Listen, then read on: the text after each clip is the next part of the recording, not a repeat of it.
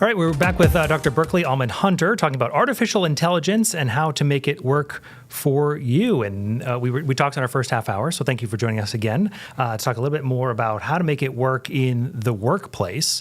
There's a lot to cover here. So we have a little bit of time, so we want to jump in. Well, it sounds like we need to look at AI as a tool that can really help us work easier, faster. Most people think about it in terms of working faster. I do think it's good to think about it in terms of working better, too. Okay. It's not talked about enough. You still need to check the output of AI, but sometimes it really can improve your product if you use it wisely. And, okay, what's the best place to start? How do you start using that?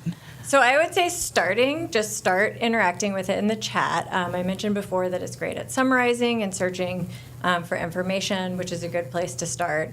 At work, there are also plugins, if you have the right subscription, in Excel and PowerPoint, which are really great places to use it. So in Excel, you can ask for formulas, you can ask for visualizations, and in PowerPoint, it can help you make slides. So those are all great uses. And that's specifically in that software? In that software. Okay. Oh, that's good to know. We have a list of a few things up as well that you were just talking about of places, if we're able to pull that back up, to use it. I'm curious about the summarizing meetings part, because I'm guilty of this. I love hand notes, but there's a better tool to make life easier, and this would be one of those. Yes, I also love hand notes, so I still take notes sometimes. Okay, this is good to hear. But you can summarize your meetings. You can have it record your meeting and transcribe a summary, and you can even set it up to summarize it in exactly the way you want, where it gives you, action items if that's what you want, and different formats, whatever you're interested in.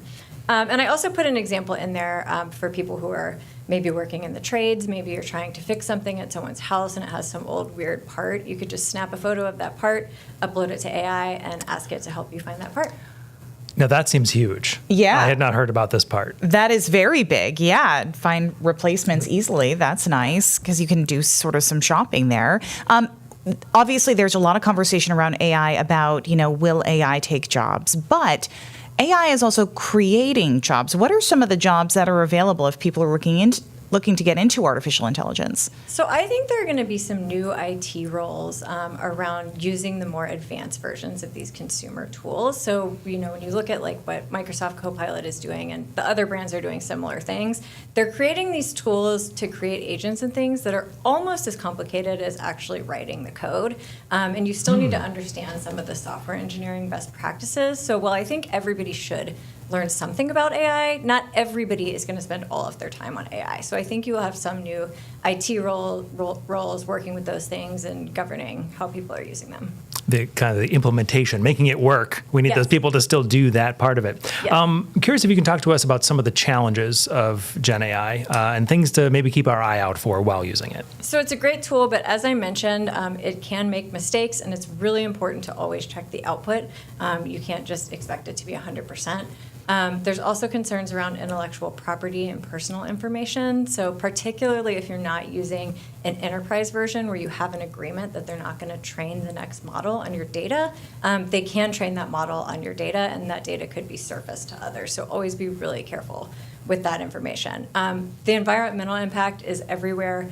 It is a real concern. I wish we had more time to talk about it, but a general way, it's not perfect, but directionally correct way to think about it is that the longer it takes for you to get an AI response for what you're asking for, the more energy it's using. So when you're using it for...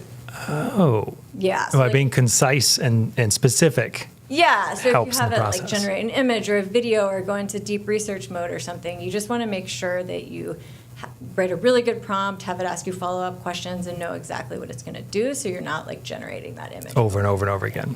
Okay. Great tips. Okay, our conversation continues in just a moment. We're going to talk a little bit more about education and our students. That'll be coming up right after the break.